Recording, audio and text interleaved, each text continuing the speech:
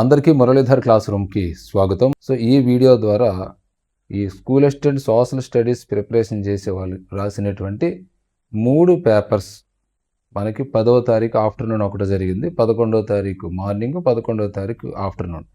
So ఈ 3 పేపర్ల పరిస్థితి ఎలా ఉన్నది అనే దాని మీద ఈ వీడియో రూపంలో మీకు విశ్లేషణ చేసేటువంటి ప్రయత్నం చేస్తాను. ఈ విశ్లేషణ కోసం నేను చాలామంది విద్యార్థులతోటి, నా యొక్క విద్యార్థులతోటి మాట్లాడటం జరిగింది. ఇందులో టాపర్స్ ఉన్నారు, బిలో యావరేజ్ స్టూడెంట్స్ ఉన్నారు, అబోవ్ యావరేజ్ స్టూడెంట్స్ ఉన్నారు, పూర్తిగా డల్ స్టూడెంట్స్ కూడా ఉన్నారు. అంటే అందరి యొక్క సమాచారాన్ని తీసుకుని ఇప్పుడు మీకు విశ్లేషణ చేస్తాను. దాంతోపాటుగా ఈ మధ్య కాలంలో ఉపాధ్యాయులు కూడా ఈ టెట్ ఎగ్జామినేషన్ రాశారు కాబట్టి వాళ్ళ యొక్క అభిప్రాయాలను కూడా తీసుకుని మొత్తం ఓవరాల్గా ఒక అవుట్లుక్ ఇచ్చేటువంటి ప్రయత్నం చేస్తాను. ఇప్పుడు మొదట ఇక్కడ మనం డిస్కస్ చేసుకోవాల్సింది పేపర్స్ ఎలా ఉన్నాయి. సో ఈ 3 పేపర్స్ జరిగాయి మనకి. School assistant social studies papers 3 ఉన్నాయి. ఈ 3 పేపర్లు ఎలా ఉన్నాయి అంటే పేపర్స్ లాగానే ఉన్నాయి. అంటే నాకు తెలిసి ఎప్పుడో ఒక్కసారి మాత్రమే టెట్ ఎగ్జామినేషన్ పేపర్ ఈజీగా ఉన్నాయి అన్నమాట. అన్ని సింగిల్ లైన్ బిట్స్ ఇచ్చాడు ఒకప్పుడు. ఆ తర్వాత మళ్ళీ ఇంకా మాదిరి లేదు. అప్పుడే అందరికీ 140, 145, ఎగ్జిట్ అయితే 150 అవుట్ ఆఫ్ 150 కూడా కొట్టిన వాళ్ళు ఉన్నారు. అంతే. ఇంకా అక్కడి నుంచి కూడా ఆ టెట్ ఎగ్జామినేషన్ పేపర్ అనేటువంటి దాని మాదిరిగానే ఉంటుంది. ఈ పేపర్ ఎలా ఉన్నదంటే ప్రీవియస్గా జరిగినటువంటి టెట్ ఎగ్జామినేషన్ పేపర్ ఏ మాదిరిగా ఉన్నాయో అదే మాదిరిగా ఇవ్వటం జరిగింది. సో ఎన్ని సెషన్స్లో జరిగినా, 1 సెషన్స్లో జరిగినా, 3 సెషన్స్లో జరిగినా, 4 సెషన్స్లో జరిగినా, ఇక్కడైతే మన సోషల్ అయితే 3 సెషన్స్లో జరిగిన 3 సెషన్స్ పేపర్లో కూడా ఆ పేపర్ లాగానే ఉన్నాయనేటువంటి విషయం మనకి ఇక్కడ అర్థమవుతుంది. అంటే ఇక్కడ కొందరికి కష్టంగా ఉన్నది, కొంతమందికి కొంచెం ఈజీగా ఉన్నది, కొంతమందికి పర్వాలేదు అన్నట్టుగా ఉన్నది అనమాట. సో ఇలాంటి పరిస్థితి ఇక్కడ మనకి కనపడుతుంది. ఇక రెండోది ఎవరు రాయగలరు. సో ఏ పేపర్ అయినా, ఏ ఎగ్జామినేషన్ పేపర్ అయినా, అది టెట్ కావచ్చు, డిఎస్సి కావచ్చు, ఇంకోటి కావచ్చు, ఎవరైతే బాగా చదువుతారో వాళ్ళు రాయగలుగుతారు. అయితే కొన్ని సందర్భాల్లో బాగా చదివినా కూడా రాయలేనటువంటి ఎగ్జామ్స్ కూడా ఉంటాయి. అయితే ఈ పేపర్ అలా అయితే లేదు. ఎవరైతే ఇతిమిద్దంగా ఒక 6-7 నెలలు దీని మీదే ఉన్నారో, కంప్లీట్ డిఎస్సి మీద ఫోకస్ చేసి చదువు ఉంటారు చూసారా, వాళ్ళు మాత్రమే ఈ పేపర్ రాయగలుగుతారు. అంటే కష్టపడి చదివిన వాళ్ళు అనుకోవచ్చు, లేదా కొంతకాలంగా దాని మీద వర్క్ చేస్తున్న వాళ్ళు అనుకోవచ్చు, ఇంకా చెప్పాలంటే పూర్తిగా అంకితమైపోయిన వాళ్ళు ఉంటారు కదా మన చుట్టుపక్కల, వాళ్ళు ఈ పేపర్స్ రాయగలుగుతారు. అంటే ఇక్కడ సాధారణంగా కాంపిటేటివ్ ఎగ్జామ్ ప్రిపరేషన్ చేసేటప్పుడు మనం ముఖ్యంగా టెట్ పాయింట్ ఆఫ్ వ్యూలో చూసుకుంటే ఇక్కడ content, method, psychology, English, Telugu ఇవన్నీ కూడా సమప్రాధాన్యత ఇచ్చుకుంటూ చదివిన వాళ్ళు ఎవరైతే ఉంటారో వాళ్ళు రాయగలుగుతారు. అంటే ఇప్పుడు నాకు కంటెంట్ గ్రిప్ అని మనం అక్కడ ఎగ్జామ్ హాల్కి వెళ్తే కంటెంట్ గ్రిప్ అయినా కానీ అక్కడ వచ్చేటువంటి 60 మార్కులు, 60కి 60 కూడా రావు కదా, అందులో 45, 48 వస్తాయి అలాగనమాట. అంటే పూర్తిగా అన్ని సబ్జెక్టుల మీద దృష్టి పెట్టి చదివిన వాళ్ళు ఈ పేపర్స్ రాయగలుగుతారు. అది. ఇక ఎవరికి ఇబ్బందిగా ఉంటుంది అంటే ఫస్ట్ ఇక్కడ మనం మొదటకుండా టీచర్స్కి ఈ పేపర్ ఇబ్బందిగా ఉంటుంది. సోషల్ స్టడీస్ టీచర్స్కి కారణం ఏంటంటే కంటెంట్ ప్రశ్నలు కూడా చేయలేనటువంటి విధంగా ఉన్నాయి టీచర్స్. అంటే టీచర్స్ ఇప్పుడు పరిస్థితి సింపుల్గా చెప్పాలంటే ఎప్పుడో గవాస్కర్, కపిల్ దేవ్, టెండూల్కర్ ఇలాంటి ప్లేయర్స్, గొప్ప ప్లేయర్స్ ఇప్పుడు సడన్గా వాళ్ళని 2020 మ్యాచ్ ఆడి సెంచరీలు కొట్టమంటే అయ్యే పని కాదు. అలాగని వాళ్ళు గొప్ప బ్యాట్స్మెన్స్ కాదని మనం చెప్పలేం.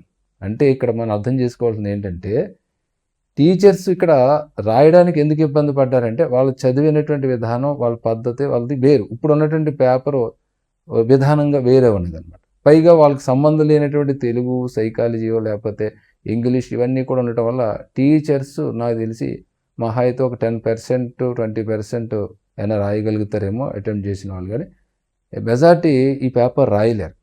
అయితే అక్కడ ఉండేటువంటి క్వాలిఫైయింగ్ మార్కులు పర్సంటేజ్ బట్టి క్వాలిఫై అవ్వచ్చు, బట్ నేను సరిగ్గా రాయలేకపోయాను అనేటువంటి ఫీలింగ్ వాళ్ళకి ఖచ్చితంగా ఉంటుంది. ఇలాంటి పరిస్థితి ఉన్నది.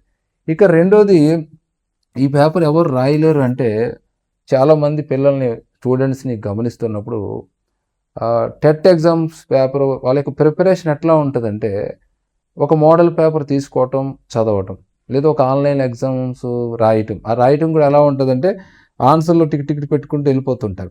అంటే ఆ ప్రశ్నలే, ఆ బిట్లే, ఆ యొక్క మెటీరియల్ టెక్స్ట్ బుక్స్ మోడల్ పేపర్సే చదువుతారు. అదే చదువు అనుకుంటారు. కానీ వీళ్ళు ప్రాక్టీస్ గాని, వీళ్ళు చదువు గాని అక్కడ ఎందుకు పనికి రాకుండా పోతదనమాట. అంటే అక్కడ ఎట్టి పరిస్థితుల్లో వాళ్ళు చదివినటువంటి దాంట్లోంచి ప్రశ్నలు రావు. ఎప్పుడు కూడా ఆబ్జెక్టివ్ టైప్ క్వెషన్ పేపర్ మనం ప్రిపరేషన్ చేస్తున్నప్పుడు డిఎస్సి అయినా సరే, టెట్ అయినా సరే, ఏదైనా సరే మనం బిట్ టు బిట్ చదివితే చేయలేము. ఎస్పెషల్లీ స్టార్టింగ్ స్టేజ్‌లో ఉన్నారు. బాగా టెక్స్ట్ బుక్‌లు చదివి తర్వాత బిట్ టు బిట్ చదివితే అది వేరు. ఎందుకంటే వాళ్ళకి కంటెంట్ విషయం తెలిసుంటది కాబట్టి సరిపోతది. కానీ కొత్తగా ప్రాక్టీస్ చేసేవాళ్ళు, కొత్త వాళ్ళు కొంచెం స్పీడ్‌గా క్వాలిఫై అయిపోవాలి అనుకుంటారు చూసారా? వాళ్ళు బిట్ టు బిట్ ప్రాక్టీస్ చేస్తే ఇలాగే ఉంటది. ఇవాళ పేపర్‌లు ఎలా ఉన్నాయి, అలా ఉన్నాయి. ఎందుకంటే వాళ్ళు అంటుంటారు, ఆకాశంలో చుక్కలన్నీ ఒకేసారి కనపడినట్టుగా ఉన్నాయి. ఏంటి పరిస్థితి అనేటువంటిది. ఎందుకొచ్చిందంటే మన యొక్క ప్రిపరేషన్ బట్టి మన యొక్క ప్రెజెంటేషన్ అనేటువంటిది అక్కడ ఉంటది. అయితే నేను బాగా ప్రిపేర్ అయ్యాను అనేటువంటి అభిప్రాయం ఉంటది. కాదంటలేదు. ఎందుకంటే 24 అవర్స్ ఆ యొక్క మోడల్ పేపర్సో లేకపోతే మీరు మార్కెట్‌లో తెచ్చుకున్నట్టు ఏదో ఒక పుస్తకమో రిఫర్ చేస్తారు. చేయరని నేను అనట్లే. కానీ మీ ప్రిపరేషను దానికి తగ్గట్టుగా ఉన్నదా లేదా అనేటువంటి దాని మీదే మన ఎగ్జామ్ సరిగ్గా రాయగలుగుతామా లేదా అనేటువంటిది డిపెండ్ అయి ఉంటది. అంటే సింపుల్‌గా చెప్పాలంటే మనం క్రికెట్ మ్యాచ్ ఆడాలనుకున్నాం. దానికి తగ్గట్టుగా క్రికెట్ మ్యాచ్‌కి సంబంధించిన అంశాలు నేర్చుకోవాలి. హాకీ స్టిక్ తోటి మనం క్రికెట్ మ్యాచ్ ఆడదామంటే అయ్యేటి పని కాదు. అక్కడ గ్రౌండ్‌కి ఉండేటువంటి పరిస్థితులు ఇక్కడ తేడా ఉంటాయి. అలాగే ఎగ్జామ్ కూడా. మీరు డిఎస్సి అయినా, టెట్ అయినా ఆ ఎగ్జామ్ ప్యాటర్న్ ఎలా ఉన్నది, ఏం చదవాలి అని తెలుసుకొని దానికి తగ్గట్టుగా మనం ప్రిపరేషన్ చేసుకున్నప్పుడు మాత్రమే ఇది చేయగలుగుతాం. అయితే ఇక్కడ చాలామంది ఆ మాదిరి వర్క్ చేయకపోవటం వల్ల ఏమైందంటే వాళ్ళకి అది ఇబ్బందిగా అనిపిస్తది. ఇందులో ఏమాత్రం డౌట్ లేదు. అలాగే కొంతమందికి అంటే రీసెంట్‌గా అప్లై చేసి, రీసెంట్‌గా స్టార్ట్ చేసిన వాళ్ళు కూడా ఈ పేపరు రాయటం కష్టమే. అలాగే కంప్లీట్‌గా డిఎస్సి మీద ఉండి టెట్‌ని అస్సలు చూడకుండా అంటే తెలుగు గాని, ఇంగ్లీష్ గాని, ఆ సైకాలజీని పూర్తిగా స్థాయిలో చూడకుండా ఉంటారు చూసారా? అంటే ఫోకస్ అంటే 110, 90 అబోవ్ ఉన్నాయి, 100 అబోవ్ ఉన్నాయి అనేటువంటి ఒక నిర్ణయంతోటి కంప్లీట్‌గా డిఎస్సి మీద ఉండి అంతగా ఫోకస్ చేయకుండా చివర్లో ఒక 20 డేసో, 30 డేసో లైట్‌గా చూసిన వాళ్ళకి కూడా అసంతృప్తి ఉంటది. అఫ్‌కోర్స్ బాగా రాస్తారు కంటెంట్ గాని, ఇంకోటి గాని. బట్ వాళ్ళకొక ఐడియాలజీ ఉంటది. ఒక లక్ష్యం ఉంటది. ఒక ఎయిమ్ ఉంటది. దానికి మనం సాధించాలనేటువంటి కోరిక ఉంటది. దాని వరకు రీచ్ అవ్వలేదేమో, నేను రాసినటువంటిది నాకు సరిపోలేదేమో అనేటువంటి ఫీలింగ్ వాళ్ళకుంటది. అలాగే మరొకరు కూడా రాయలేరు. ఎవరైతే మెటీరియల్‌ని నమ్ముకుంటారో వాళ్ళు కూడా ఈ ఈ పేపర్ రాయలేరు. మెటీరియల్స్ మీద నమ్ముకున్న వాళ్ళు. కారణం ఏంటంటే సైకాలజీ గాని, మెథడాలజీ గాని, కంటెంట్ గాని అన్నీ కూడా అకాడమిక్ బుక్స్ మీదే ఇచ్చాడు మొత్తం కంప్లీట్‌గా. అయితే ఈ అకాడమిక్ బుక్స్ కొత్తవి, పాతవి మిళితం చేసి ప్రశ్నలు ఇచ్చాడనమాట. ఇటువంటి సందర్భంలో మార్కెట్‌లో దొరికేటువంటి ఏదో ఒక పెద్ద పుస్తకం పట్టుకుని, దాని దగ్గర పెట్టుకుని చదివితే అక్కడ మనకి స్కోరింగ్ అనేటువంటిది వచ్చేటువంటి పరిస్థితి అయితే ఈ టెస్ట్‌లో లేదు. అయితే క్వాలిఫై అవ్వాలి అనేటువంటి వాళ్ళు ఉంటారు కదా! కొంతమంది వాళ్ళకైతే బెనిఫిట్ అవ్వచ్చు గానీ, టాప్ స్కోర్ చేయాలి, ఇప్పుడున్నటువంటి స్కోర్ కంటే మేము పెంచుకోవాలి అనుకున్న వాళ్ళు ఇక్కడ డిసప్పాయింట్ అయ్యేటువంటి ఛాన్సెస్ ఉన్నది విద్యార్థులారా. ఇది ఎవరికి ఇబ్బందిగా ఉంటది అనేటువంటి దాని మీద నా యొక్క విశ్లేషణ. ఇక తర్వాత నార్మలైజేషన్ ప్రభావం గనక తీసుకుంటే అది పేపరు మొదటి పేపర్‌కి, తర్వాత పేపర్‌కి 3 పేపర్‌లకు సంబంధించి ఎలా ఉంటదనేటువంటిది నేను తర్వాత మీకు అది చెబుతాను.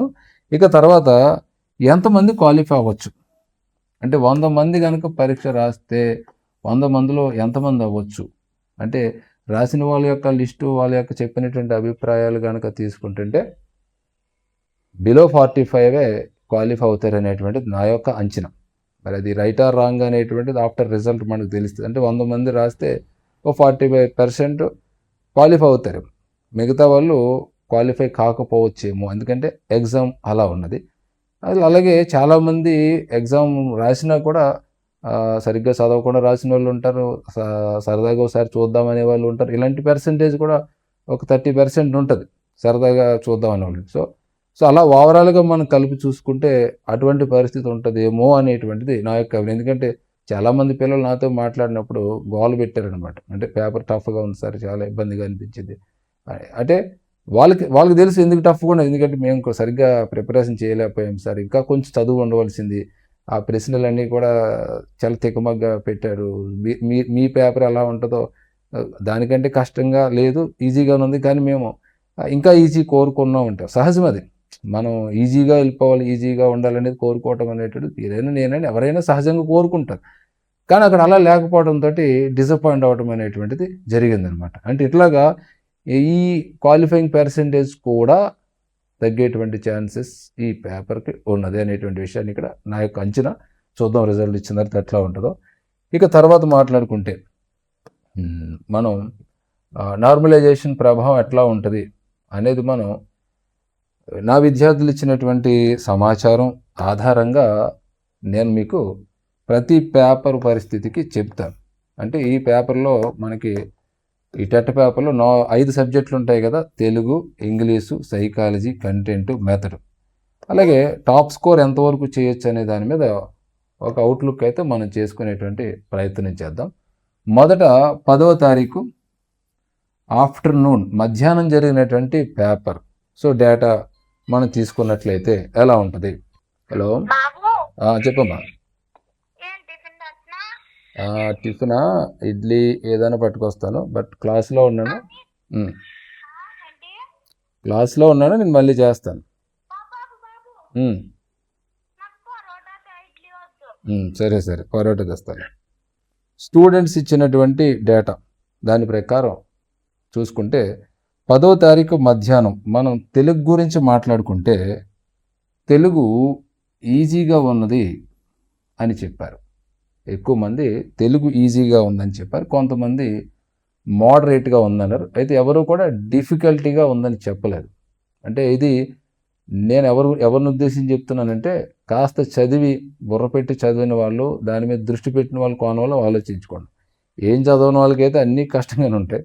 అఫ్కోర్స్ వాళ్ళు ఎక్స్పెక్టేషన్స్ కూడా ఉండవు, బట్ కొంత చదివి ప్రయత్నం చేసిన వాళ్ళ కోణంలోనే మనం ఇక్కడ విశ్లేషణ చేసుకునే ప్రయత్నం చేద్దాం. ఎందుకంటే నార్మలైజేషన్ వాళ్ళ పాయింట్ ఆఫ్ వ్యూలోనే డిసైడ్ అవుతుంది కాబట్టి దాన్ని బట్టి ఆలోచిస్తే ఇది ఈజీకి కొంచెం ఎక్కువ, మోడరేట్కి కొంచెం తక్కువ అన్నట్టుగా ఉంటుంది అనమాట. ఇది అంటే మరీ డెడ్ ఈజీ కాకుండా, అలాగే మరీ కష్టం కాకుండా మధ్య స్థాయిలో ఈ యొక్క తెలుగు అనేటువంటిది ఉన్నది. ఇప్పుడు 10వ తారీఖు ఆఫ్టర్నూన్ పేపర్. ఇక ఇంగ్లీష్ తీసుకుంటే ఎక్కువ మందిది మోడరేట్గా ఉంది అన్నారు. అంటే మరి తక్కువ ఎక్స్పెక్టేషన్స్తో మన ఇంగ్లీష్ కోసం వెళ్తాం కాబట్టి, ఎక్కువ ఎక్స్పెక్టేషన్స్ ఉండవు కాబట్టి ఎక్కువ మంది మోడరేట్గా ఉంది సార్.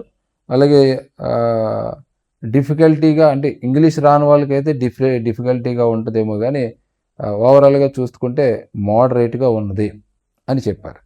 ఇక తర్వాత సైకాలజీ తీసుకుంటే ఈ పేపరు డిఫికల్టీగా ఉంది అని చెప్పారు. అంటే ఒక 10 ప్రశ్నల విషయంలో మాకు దానికి ఆన్సర్ చేయడానికి చాలా సమయం పట్టింది అని చెప్పడం జరిగింది.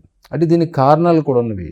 ఏంటంటే ఆంధ్రప్రదేశ్ రిలీజ్ చేసినటువంటి ఐసిటి పుస్తకం కానీ, కొత్త పుస్తకం, అలాగే శిశు వికాస దృక్పథాలు అనేటువంటి పుస్తకం కానీ, ఇవన్నీ సరిగ్గా చదవకపోవటం మూలంగా, అలాగే కొంతమంది ఈ పుస్తకాలు నుండి పాత పుస్తకాలు లేకపోవటం మూలంగా, అంటే 2000, 2010 ఈ మధ్యకాలంలో ఈ సైకాలజీ పుస్తకాలు, ప్యూర్ సైకాలజీ పుస్తకాలు లేకపోవటం మూలంగా, అలాగే సైకాలజీలో సంఖ్యాక శాస్త్రానికి స్టాటిస్టిక్స్ సంబంధించిన అంశాలు చదవకపోవటం మూలంగా డిఫికల్ట్ అనేటువంటి అనిపించింది. అదొక కారణం. అలాగే ప్రశ్న కూడా ఎక్కువగా 4 ఆప్షన్స్ స్టడీ చేసుకుని చదివితేనే కానీ చేయలేని పరిస్థితిగా ఉండడం, కొంచెం టెర్మినాలజీ ఇబ్బంది పడడం, ఇలాంటి రకరకాల ఫ్యాక్టర్స్ మూలంగా ఇక్కడ డిఫికల్టీగా ఉంది అనేటువంటి అభిప్రాయాన్ని వ్యక్తం చేశారు. అది సైకాలజీ విషయంలో. ఇక కంటెంట్ తీసుకుంటే ఓవరాల్గా అందరూ కూడా ఈజీగా ఉంది అన్నారు. అఫ్కోర్స్ మీలో కొంతమందికి అది నచ్చి ఉండకపోవచ్చు. నేను మొదటే చెప్పాను కదా, ఇది కొంచెం దృష్టి పెట్టి చదివిన వాళ్ళు, బాగా చదివిన వాళ్ళు, ఇలా అబవ్ యావరేజ్, ఇలా ఒక కోణంలో మనం తీసుకుని చెబుతున్నాను అనమాట. అందరి కోణంలో అనేటువంటిది కష్టంగా ఉండేవాళ్ళు ఉన్నారు, కాదంటలేదు. బట్ ఈ కోణం వేరు, నేను ఆలోచిస్తున్నటువంటి చెప్పేటువంటి కోణం వేరు. సో కాబట్టి ఇది కంటెంట్ వాళ్ళకి ఈజీగా ఉన్నది. అంటే కంటెంట్ ఈజీగా ఉందా, అవన్నీ లైన్ టు లైన్ బిట్లు ఇవ్వలేదు కదా సార్, డైరెక్ట్ బిట్లు ఏమీ లేవు కదా, అన్ని ప్రవచనాల రూపంలో సరికానిది సరిలేనిది ఎలాగ అడిగాడు కదా అని మనం అనుకోవచ్చు. బట్ బిట్ ఎలా అడిగినా కూడా దాన్ని ఏమంటారంటే దాని అంతు చూసేటువంటి స్టూడెంట్స్ కూడా ఉన్నారు. ఎందుకంటే వాళ్ళు గత డిఎస్సిలో పాయింట్లు మిస్ అయిన వాళ్ళు ఉండొచ్చు, 2 మార్క్స్లో మిస్ అయిన వాళ్ళు ఉండొచ్చు, ఇలా రకరకాల స్టూడెంట్స్ ఉన్నారు. వాళ్ళందరూ కూడా ఆ యొక్క ప్యాటర్న్ గమనించుకుని చదివి మూలంగా అది వాళ్ళకి ఈజీగా అనిపించింది అనమాట. ఇప్పుడు నేను మొదటే చెప్పాను కదా, టీచర్లకు కానీ, మెటీరియల్ మీద నమ్ముకున్న వాళ్ళకి కానీ, ఇంకొకరికి కానీ అది కష్టంగా అనిపిస్తుంది. ఇక్కడ వాళ్ళకి ఈజీగా ఉన్నది అనే విషయాన్ని మీరు గమనించుకోండి. ఇక మెథడాలజీ తీసుకుంటే మెథడాలజీ ఇక్కడ కొంచెం మోడరేట్గా ఉన్నది, బట్ ఓవరాల్గా అది ఈజీయే అనేటువంటి అభిప్రాయం కూడా చెప్పారు. ఇక మనం ఒక్కొక్కటి మార్కులు కనుక చూసుకున్నట్లయితే తెలుగుకు సంబంధించి బాగా చదివే పిల్లలు అందరూ కదా, ఎందుకంటే టాప్ స్కోర్ బట్టే మన నార్మలైజేషన్ డిసైడ్ అవుతుంది. కాబట్టి బాగా చదివే పిల్లలు ఇక్కడ 27 వరకు వెళ్ళవచ్చు 30కి. ఎందుకంటే అన్నీ కూడా టెక్స్ట్ బుక్స్ బేస్ చేసుకుని ఇచ్చాడు. గ్రామర్ కావచ్చు, పాత్రలు, ఇవన్నీ కూడా వాట్ ఎవర్ బట్టి టెక్స్ట్ బుక్స్ మీదే ఇచ్చాడు బిట్లన్నీ కూడా. కాబట్టి అక్కడ వరకు వెళ్ళవచ్చు సార్ అనేటువంటి అభిప్రాయాన్ని చెప్పారు. అయితే నేనైతే 25 అయితే ఖచ్చితంగా చేయొచ్చు అనుకుంటున్నాను బాగా చదివిన పిల్లలు. ఇక ఇంగ్లీష్ తీసుకున్నట్లయితే ఇంగ్లీషు 20 to 22 ఈ మధ్యలో స్కోర్ చేయొచ్చు. ఇంగ్లీష్ మీద కాస్త పట్టు ఉండి దాని మీద కొంచెం దృష్టి పెట్టి ఆ యొక్క వీడియో క్లాసులు చూసి గ్రామర్ పుస్తకాలు రెఫర్ చేసి దాంతోపాటుగా టెక్స్ట్ బుక్స్ రెఫర్ చేసి అలాగే కొన్ని ఆన్లైన్ ఎగ్జామ్స్ రాసుకుని ఇలా కొంచెం ప్రాక్టీస్ చేసి ఇంగ్లీష్ సబ్జెక్ట్ ఒకటి ఉన్నది దాని మీద మనం దృష్టి పెట్టాలి, ఇలాగా ఎవరైతే అనుకుంటారో వాళ్ళైతే ఇది అంతవరకు చేయొచ్చు. ఇక సైకాలజీ డిఫికల్టీగా ఉన్నది కాబట్టి వాళ్ళు ఇచ్చినటువంటిది ఏంటంటే 21 నుంచి 24 మధ్యలో ఇక స్కోర్ చేయొచ్చు తప్ప అంతకు మించి స్కోర్ చేయటం అనేటువంటి సైకాలజీలో కష్టం అనేటువంటి అభిప్రాయాన్ని చెప్పారు. ఇక ఈ కంటెంట్ అయితే మాత్రం విద్యార్థులు చెప్పింది ఏంటంటే 42 లేదా 44 ఈ మధ్యలో స్కోర్ చేయొచ్చు బాగా చదివిన వాళ్ళు అని చెప్పారు. అంటే అంతవరకు వెళ్ళొచ్చు అనమాట. సో అంతవరకు వెళ్ళారంటే ఎక్కువ మంది మెజారిటీ చెప్పినట్టుగానే అవి కంటెంట్ ప్రశ్నలు ఈజీగా ఉన్నాయన్నమాట. ఇక అంటే అఫ్కోర్స్ అది డైరెక్ట్ బిట్లు ఏమి లేవు. డైరెక్ట్ బిట్లో ఒక 10 నుంచి 12 మధ్యన ఉండవచ్చు. బట్ ఓవరాల్గా ప్రశ్నలు వాళ్ళు చేయగలుగుతారు. ఎందుకంటే టెక్స్ట్ బుక్స్ బాగా చదివిన వాళ్ళు ఒకసారి కాదు ఒక 3-4 సార్లు చదివిన వాళ్ళు దాని పాయింట్ క్యాచ్ చేసిన వాళ్ళు థీమ్ పట్టుకున్న వాళ్ళు చేయగలుగుతారు.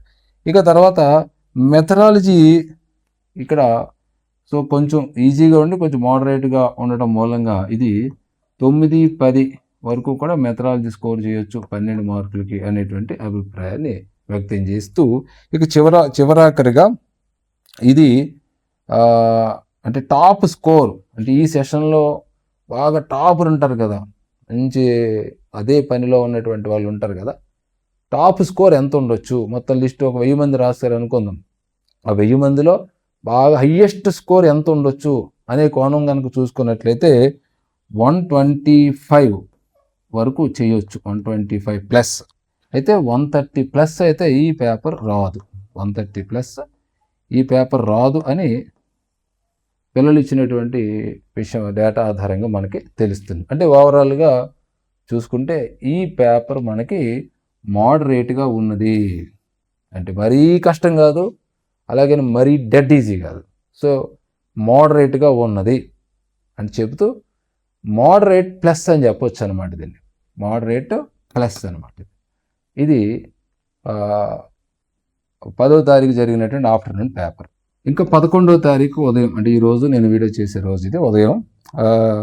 దీనికి సంబంధించి మనం సబ్జెక్ట్ వారీగా అనాలిసిస్ చేసుకుందాం యాజ్ యూజువల్గా. మొదట తెలుగు తీసుకుందాం. తెలుగు తీసుకుంటే ఇది కూడా సేమ్ ఈజీగా ఉన్నది అని కొంచెం మోడరేట్గా ఉన్నది. అంటే కష్టంగా కాదు, బాగా కష్టంగా కాదు, కొంచెం కష్టం కొంచెం ఎలా అంటాం కదా ఆ టైపు ఉన్నది. కాబట్టి దీనికి స్కోరు 25 వరకు చేయొచ్చు ఏమాత్రం మహోడ లేకుండా అని చెప్పారు. అయితే ఈ పేపర్ తీసుకున్నట్లయితే మనం అంటే వ్యాకరణాంశాలు గ్రామర్ అనేటప్పటికి సందులు సమాసాలు వీటి మీద ఎక్కువ ఫోకస్ పెడతాం. తెలుగు అంటే అది ఒకటే కాదు కదా, అది చాలా ఇచ్చాడు. అక్కడ 10 ఐటమ్స్ ఇచ్చాడు మన తెలుగులో. 1వ తరగతి నుంచి 10 వరకు మనం చూసుకోవాల్సి ఉంటుంది. కాబట్టి టెక్స్ట్ బుక్స్ లెవెల్లో ఎక్కువ పాత్ర పోషణలు, బ్యాక్గ్రౌండ్ వీటి మీద, అలాగే కవులు, పరిచయాలు ఇలాంటి వాటి మీద ఫోకస్ ఎక్కువ పెట్టడం మూలంగా ఈ వ్యాకరణం మీద దృష్టి పెట్టిన వాళ్ళు ఇక్కడ రాయలేకపోయారు. బట్ మొదటి నుంచి సిలబస్ ప్రకారం చదివిన వాళ్ళు మాత్రం ఇది బాగా రాస్తారు తెలుగు. ఇప్పుడు మన ఎగ్జామ్స్ రాసినటువంటి పిల్లలు తెలుగు ఎగ్జామ్స్లో మేము ఆ ప్యాటర్న్ ఫాలో అవటం మూలంగా మాకు ఈజీ అనిపించింది సార్ అని చెప్పారు. సో ఓవరాల్గా అందరూ మన దగ్గర రాయరు కదా, ఓవరాల్గా లుక్ మనం తీసుకున్నట్లయితే అంతవరకు స్కోర్ చేయొచ్చు. ఇందులో ఏమాత్రం డౌట్ లేదు. దృష్టి పెట్టిన వాళ్ళు అందరూ కాదు, దృష్టి పెట్టిన వాళ్ళు మాత్రం. ఇక తర్వాత ఇంగ్లీష్ తీసుకుంటే అది మోడరేట్గా ఉంది. కొంచెం మంది ఈజీగా ఉంది సార్ ఇంగ్లీష్ అని చెప్పారు. మీకు రోజు ఉదయం రాసినటువంటి వాళ్ళు ఈజీగా ఉంది సార్ అని చెప్పారు. కాబట్టి ఇది 24 వరకు కూడా స్కోర్ చేయొచ్చు. అక్కడ ఉన్నటువంటి ఆప్షన్స్, ఆ క్వశ్చన్స్ కనుక చదువుకొని చక్కగా కొంచెం దృష్టి పెట్టిన వాళ్ళైతే అంతవరకు వెళ్ళొచ్చు. అంతకు మించి మరి మన సోషల్ బ్యాక్గ్రౌండ్ ఉన్న వాళ్ళు కష్టమే కదా. ఇది ఒక విషయం మనం గుర్తుపెట్టుకోవాలి. ఇక తర్వాత సైకాలజీ తీసుకున్నట్లయితే, సైకాలజీ మన పిల్లలు ఇచ్చిన దాని ప్రకారం చూస్తే ఇది మోడరేట్గా ఉంది. అంటే డిఫికల్టీగా కాదు, మోడరేట్గా ఉంది. కొంచెం కష్టంగా, కొంచెం సులభంగా, అంటే ఒక 50 అవుట్ 50 ఇటు ఉన్నదనమాట. సో ఎందుకు కష్టం, ఎందుకు సులభంగా ఉందనేటువంటి విషయం మనం ఇందాకే డిస్కస్ చేయడం జరిగింది. అయితే సైకాలజీ అనేటప్పటికి మనం ఎక్కువగా అప్లికేషన్ తరహా ప్రశ్నలు ఆలోచిస్తూ ఉంటాం, అవి వస్తాయేమో అని. కొన్ని యాంగిల్స్ బాగా చదివి వెళ్తాం అనమాట.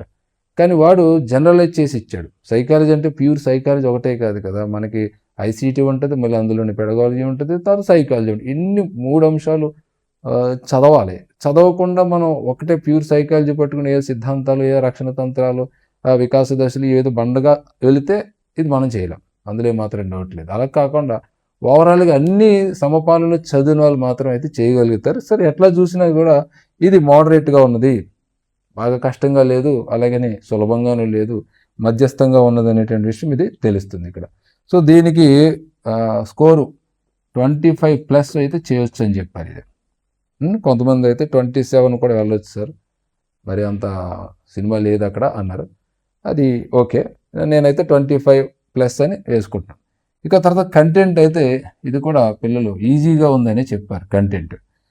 సో ఎందుకు ఈజీగా ఉంది, డైరెక్ట్ ప్రశ్నలు ఉన్నాయి, జతపరుచము ఉన్నది, సరికానిది సరిలేనిది ఉన్నది, ఇవన్నీ ఇచ్చాడు కదా, వీళ్ళకి ఎలా ఈజీగా ఉన్నది అంటే చెప్పాను కదా, వాళ్ళు పెట్టినటువంటి శ్రద్ధ ఆ మాదిరి ఉండవచ్చు, బహుశా బాగా కష్టపడి ఉన్నారు కాబట్టి వాళ్ళకి అది ఈజీగా ఉన్నది. సో వీళ్ళు చెప్తున్న దాని ప్రకారం చూసుకుంటే ఖచ్చితంగా 45 చేసేయచ్చు అనేటువంటి విధంగా వాళ్ళు మాట్లాడుతున్నారు. ఇది కంటెంట్కి సంబంధించి. ఇక మెథడ్ తీసుకున్నట్లయితే మెథడాలజీ ఈజీగా ఉందని చెప్పారు. మెథడాలజీ అంటే ఇది 10 మార్కులు పైనే రావచ్చు, అవుట్ ఆఫ్ చేసిన ఆశ్చర్యపోకలేదు సార్ అన్నారు. ఎక్కువ అండర్స్టాండింగ్లు ఇచ్చాడు.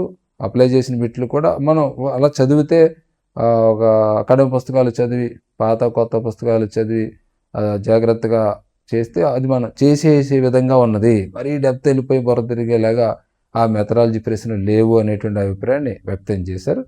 బాగా చదివిన వాళ్ళు, కొంచెం చదివిన వాళ్ళు కూడా అలాగే చెప్పడం జరిగింది. సో ఓవరాల్గా మనం అది ఈజీ అని చెప్పవచ్చు.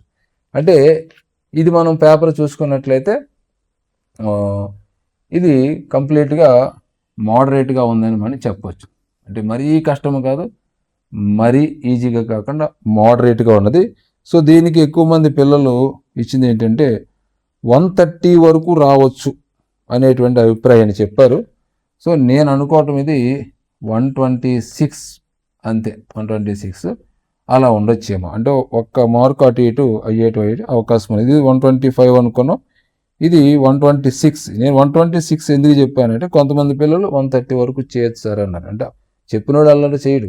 ఇప్పుడు నేను నాకు కాల్ చేస్తారు, పేపర్ ఎలా ఉందంటే చెప్తాం, ఎంతవరకు చేయొచ్చు. ఎంతవరకు చేయొచ్చు అంటే ఆ చదివే పిల్లలను దృష్టిలో పెట్టుకుని చెప్తారనమాట. అది నన్ను అడిగిన నేను అది చెప్తాను, వాళ్ళని అడిగిన అంటే చదివే పిల్లలు దృష్టి పెట్టి ఆలోచిస్తే అంతవరకు వెళ్ళొచ్చు సార్, చేసే విధంగానే ఉన్నది.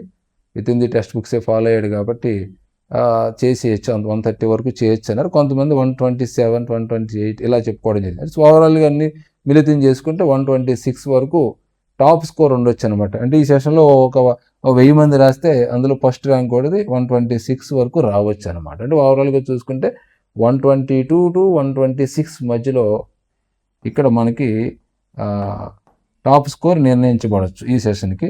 ఈ సెషన్కి అయితే మనం 130+ రాదని చెప్పేసుకున్నాం కాబట్టి ఇది 120 to 120+, 125 మధ్యలో ఇది ఉండొచ్చు ఇక్కడ పరిస్థితి. ఇక ఈరోజు మధ్యాహ్నం అంటే 11వ తారీఖు మధ్యాహ్నం రాసినటువంటి పేపర్ కనుక చూసుకున్నట్లయితే యాజ్ యూజువల్గా మొదట తెలుగు గురించి మాట్లాడుకున్నట్లయితే తెలుగు ఈజీగా ఉందని చెప్పారు. చాలామంది ఈజీ అనే చెప్పారు. అతి తక్కువ మంది మాత్రమే కష్టం అన్నారు. ఈజీ అని, అంటే మెజారిటీ అభిప్రాయం తీసుకుంటే ఇది ఈజీయే. అంటే వాళ్ళు చెప్పిన దాని ప్రకారం చూసుకుంటే 26 మార్కులు ఈ తెలుగు నుంచే తెచ్చుకోవచ్చు అని చెప్పారు. ఎలా సార్ అంతలాగా చెప్పగలుగుతున్నారు వీళ్ళు పిల్లలు అంటే, అది మొదట చెప్పాను కదా, వాళ్ళు చదివే పిల్లలు కాబట్టి వాళ్ళు అలాగే చెప్తారు. సో ర్యాంక్ వాళ్ళ మీద డిసైడ్ అయి ఉంటుంది కాబట్టి టాప్ స్కోర్ బట్టే మనకు నార్మలైజేషన్ కానీ కట్ ఆఫ్లు కానీ డిసైడ్ అయి ఉంటాయి కాబట్టి ఆ కోణంలోనే మనం చూద్దాం. నిజమా అబద్ధం అనేది రిజల్ట్ తర్వాత మనకు తెలుస్తుంది. జస్ట్ ఒక అంచనా అనమాట ఇది. ఇప్పుడు వాళ్ళు ఇచ్చిన దాని ప్రకారం చూసుకుంటే 25, 26 వరకు వెళ్ళొచ్చు అనేటువంటి అభిప్రాయాన్ని ఇంకా వెళ్ళినా ఆశ్చర్యపోక్కర్లేదు సార్ అనేటువంటి అభిప్రాయాన్ని ఇచ్చారు. సో దీని ప్రకారం చూసుకుంటే ఇది ఈజీగా ఉన్నది. ఈరోజు ఆఫ్టర్నూన్ జరిగినటువంటి పేపర్ ఈజీగా ఉందనేటువంటి విషయం మనకు అర్థమవుతుంది. ఇంకా తర్వాత మనం ఇంగ్లీష్ తీసుకుంటే తెలుగు తర్వాత ఇంగ్లీష్ యాజ్ యూజువల్గా ఇది మోడరేట్గా ఉన్నది అంతే. సో కొంచెం ఈజీగానే ఉన్నది, మోడరేట్గా ఉన్నది. ఇది 22 స్కోర్ వరకు చేయొచ్చు అనేటువంటి అభిప్రాయాన్ని చెప్పారు. ఇక తర్వాత మన సైకాలజీ తీసుకుంటే ఇది నాకు తెలిసి ఒక స్టూడెంట్ 2 స్టూడెంట్స్ మాత్రమే కష్టం అనిపించింది సార్ అన్నారు, కానీ మెజారిటీ మాత్రం ఈజీ ఈజీ ఈజీ అని చెప్పారు. ఆ తర్వాత మోడరేట్ అని చెప్పారు. అంటే ఓవరాల్గా చూసుకుంటే బాగా ఈజీగా ఉన్నది, కొంచెం మోడరేట్గా దగ్గరగా ఉన్నదని మనం సైకాలజీ విషయంలో చెప్పవచ్చు. అంటే మిగతా సెషన్స్ పేపర్ చూసుకున్నప్పుడు ఇక్కడ సైకాలజీ విషయంలో మాత్రం కొంచెం ఈజీగానే ఉన్నది అనేటువంటి అభిప్రాయాన్ని ఇక్కడ వ్యక్తం చేశారు. సో ఇది ఎక్కువ మంది ఈజీ చెప్పారు. దాంతోపాటుగా స్కోర్ అయితే 34 వరకు వెళ్ళొచ్చు సార్ ఈ పేపరు. అలాగే కొంతమంది 26 వరకు వెళ్ళొచ్చు అన్నారు. అంటే ఓవరాల్గా మనం 25 వరకు ఇది మనం వెళ్ళొచ్చు, ఈజీగా ఉందన్నారు. మరి ఓకే, నా యొక్క అంచనా ఏంటంటే ఈ సైకాలజీ పేపర్ ఆఫ్టర్నూన్ జరిగినటువంటి పేపర్ మనం డేటాను కనుక చూసుకున్నట్లయితే రైట్, ఇది ఖచ్చితంగా 25 అయితే మనం చెప్పుకోవచ్చు ఇక్కడ. సో ఇక్కడ కూడా వాడు 2018 పుస్తకాలు, 2024 పుస్తకాలు, ఇలా అకాడమిక్ పుస్తకాన్ని ఫాలో అయ్యి ఇచ్చినట్టుగా మనకి ఆ యొక్క ప్రశ్నలు వాళ్ళు చెప్పిన దాన్ని బట్టి మనకి అర్థమవుతుంది. ఇక కంటెంట్ తీసుకుంటే ఓవరాల్గా మొదటి నుంచి ఎలాగైతే ఉందో అది కూడా ఇక్కడ కంటెంట్ ఇది మోడరేట్ కొని పెడదాం. కంటెంట్ ఇక్కడ ఈజీగా ఉంది అనేటువంటి అభిప్రాయాన్ని వ్యక్తం చేశారు. కంటెంట్ ఈజీగా అంటే 45 మార్కులు మనం కంటెంట్లో చేసేయచ్చు అనేటువంటి అభిప్రాయాన్ని వ్యక్తం చేశారు. 45. సో వాళ్ళు చెప్పడం జరిగింది. అంటే 44, 45 వరకు కంటెంట్ స్కోరు చేయొచ్చు చదివిన వాళ్ళు అనేటువంటి అభిప్రాయాన్ని చెప్పారు.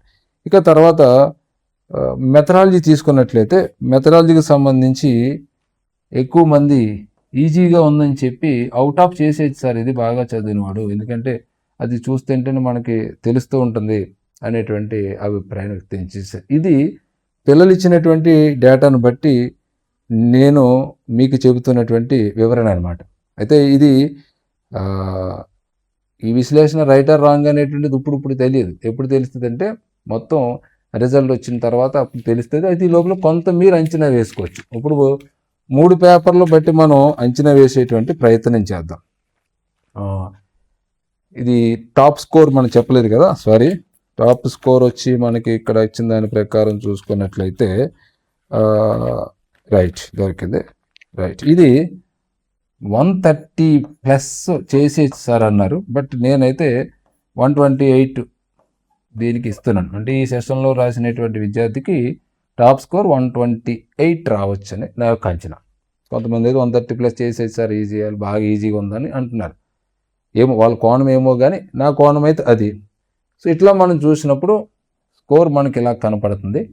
ఇప్పుడు ఓవరాల్గా మనం నార్మలైజేషన్ ప్రక్రియలో ప్రవేశించే ముందు అసలు తెలుగు పరిస్థితి ఎలా ఉన్నది 3 పేపర్లు చూసుకుంటే, తెలుగు 3 పేపర్లో కొన్ని పేపర్లో ఈజీ మోడరేట్గా ఉంది, ఇంకో పేపర్లో ఈజీ మోడరేట్గా ఉంది, ఈజీగా ఉంది ఒక పేపర్. అంటే ఓవరాల్గా చూసుకుంటే ఇది మైనస్ మోడరేట్ అనమాట.